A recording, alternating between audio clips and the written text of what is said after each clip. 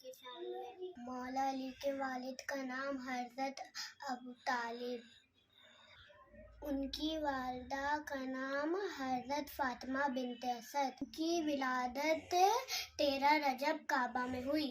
उनकी शहादत 21 रमज़ान मस्जिद कूफा में हुई। मौला अली के ज़माने का वाक़या पेश करती हूँ। दो औरतें आपस में लड़ रही थी तो सिपाहियों ने कहा, चलो ये इसका फैसला मौला अली के सामने होगा। मौला अली के सामने जब दोनों औरतों को लाया गया, उन्होंने कहा इसका फैसला भी हो जाएगा। वो दोनों औरतें लड़ रही थी, बोली थी मेरा बच्चा है, वो बोली थी मेरा बच्चा है। मौला अली ने कहा अभी इसका फैसला हो जाएगा, काम करो बच्चे की गर्दन उड़ा दो। गर्दन उड़ाने का हुक्म दिया।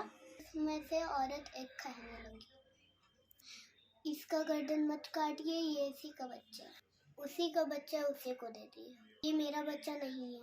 मौला अली ने कहा फिर वो फैसला हो गया कि ये बच्चा को उसी औरत का, क्योंकि माँ ये नहीं चाहती है, इसलिए जो असली माँ होती है वो चाहती नहीं है कि मेरे बच्चे की जान चली जाए।